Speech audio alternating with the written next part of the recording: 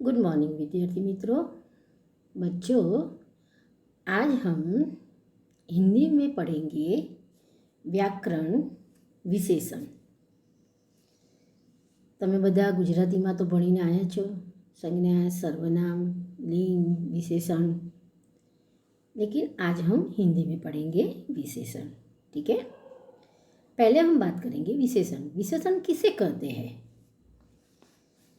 तो संज्ञा की विशेषता बताने वाले शब्द को विशेषण कहते हैं, यानी कि नाम प्रॉपर, उसकी जो विशेषता होती है वो बताने वाले को हम विशेषण कहेंगे। यहाँ देखो, मनोज ने बड़ा गाजर खाया, तो विशेषण क्या है? बड़ा। टोकरी में मीठा शकरकंद है, तो मीठा क्या है? विशेषण। काला घोड़ा दौड़ता है, तो इसके अंदर है विशेषण काला। 5 लड़के पढ़ते हैं, तो इसके अंदर है विशेषण 5, यानी कि जो विशेषता बताते हैं उसे हम विशेषण कहेंगे। कि ऊपर के वाक्यों में रेखांकित शब्द विशेषण है, जो संज्ञा शब्द की विशेषता बताते हैं। विशेषण के प्रकार की हम बात करेंगे कि पहला, गुणवाचक विशेषण, यानी कि आपको शब्द दिया गया होगा, नहीं वाक्य, आपको वाक्य दिया गया होगा, इसके अंदर से आपको विशेषण पहचानना है, फिर उसका प्रकार लिखना है। परीक्षा में ऐसा ही पूछेंगे हम। ठीक है, तो पहले हम विशेषण के प्रकार में बात करेंगे गुणवाचक विशेषण। अब एक गुणवाचक विशेषण में क्या है कि जो शब्द, जो आपको वाक्य दिया गया है, इसके अंदर जो उसका गुण बताता है, तो उसके अंदर है चतुर है, डरपोक, वफादार, सफ़ेद, मीठा, कोमल, ऐसा कुछ लिखा होता है, तो वो क्या है? वो उसका गुण बताता है, तो उसको हम गुणवाचक विशेषण कहेंगे। फिर बाद में आता है संख्यावाचक विशेषण।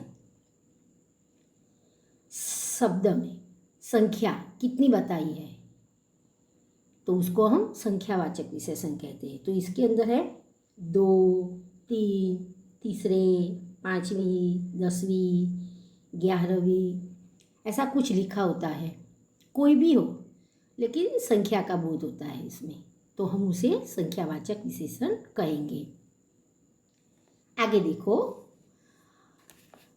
परिमाणवाचक विशेषण। परिमाणवाचक विशेषण में क्या आएगा कि थोड़ा हो, आधा, लीटर, 2 मीटर, आधा किलो, यानी कि द्रव्य कोई भी हो, तो उसमें हम परिमाणवाचक विशेषण बताएंगे। फिर आता है सार्वनामिक विशेषण। तो सार्वनामिक विशेषण में क्या है?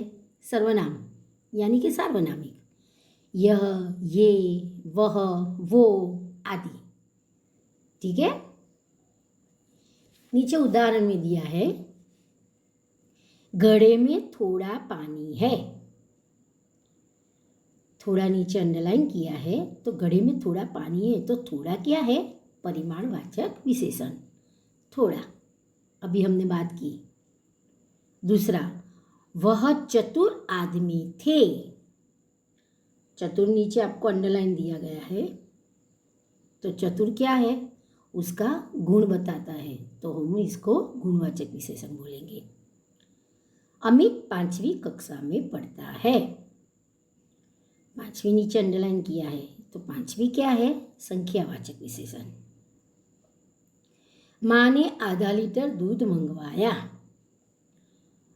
आधा लीटर नीचे अंडरलाइन किया है, तो वो क्या आएगा? परिमाणवाचक विशेषण। सप्ताह में 7 दिन होते हैं, 7 नीचे अंडरलाइन किया है, तो वो क्या बताता है? संख्या बताता है, तो उसको क्या हम बोलेंगे? संख्यावाचक विशेषण। देखो बच्चों, परीक्षा में आपको ऐसे ही कुछ दिया होगा, वाक्य के नीचे अंडरलाइन भी किया होगा, नहीं भी किया होगा।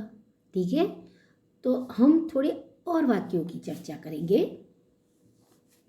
देखो यहाँ लिखा है यह आम का पेड़ है। वाक्य में से विशेषण आपको पहचानना है। कभी कभार ऐसा भी होता है कि आपको वाक्य में से विशेषण पहचान कर उसका प्रकार लिखना होता है, तो आपको मालूम होना चाहिए। ठीक है, यहाँ अगर देखिए यह आम का पेड़ है, पहला वाक्य है, तो आम का पेड़, तो इसमें विशेषण क्या है? यह आम का पेड़ है। मैंने अंडरलाइन नहीं किया है, आपको पहचानना है कि यहाँ पर विशेषण कौन सा है। तो यहाँ पर विशेषण है यह, यानी कि सार्वनामिक विशेषण। दूसरा, हमारे मन में नई उमंगे है। हमारे मन में नई उमंगे है, तो इस वाक्य में विशेषण क्या है? नई। तो नई क्या है? नई बताता है, तो इसका हम क्या बोलेंगे? गुण बताता है, तो हम इसे गुणवाचक विशेषण कहेंगे। कक्षा के 25 छात्रों ने सही जवाब दिए। कक्षा के 25 छात्रों ने, 25 क्या है? विशेषण, क्या उसकी विशेषता बताता है, तो उसको हम क्या बोलेंगे? 25 यानी कि प्रॉपर संख्या बताता है, तो उसे हम कहेंगे संख्यावाचक विशेषण। मेरे परिवार में 3 सदस्य है। देखो बच्चों, यहाँ पर भी 3 संख्या बताता है, तो हम क्या बोलेंगे? संख्यावाचक विशेषण 3 संख्यावाचक विशेषण। पिताजी बाजार से आधा किलो मिठाई लाए। पिताजी मिठाई तो लाए, लेकिन कितनी लाए हैं? आधा किलो। तो ये क्या है? विशेषण, आधा किलो। तो उसका जवाब क्या आएगा? परिमाणवाचक विशेषण। परीक्षा में आपको एमसीक्यू में पूछा जाता है कि वाक्य में से विशेषण पहचानिए, या फिर ऐसा भी पूछते हैं कि नीचे दिए गए वाक्यों में से विशेषण के प्रकार लिखो। एमसीक्यू में भी पूछा जा सकता है, और वैसे भी आपको लिखना होता है तो भी पूछ सकते हैं। ठीक है, लेकिन आपको मालूम होना चाहिए कि विशेषण किसे कहते हैं। देखो बच्चों, यहाँ पर हमारा पूरा का पूरा सिलेबस ख़त्म हो गया है। आपने आगे का जो सिलेबस बाकी हो तो पूरा कर देना, कभी भी एग्ज़ाम आ सकती है। ठीक है, तो पढ़ने में दिक्कत नहीं होगी और आपको अच्छी तरह से पढ़ना चाहिए। ठीक है,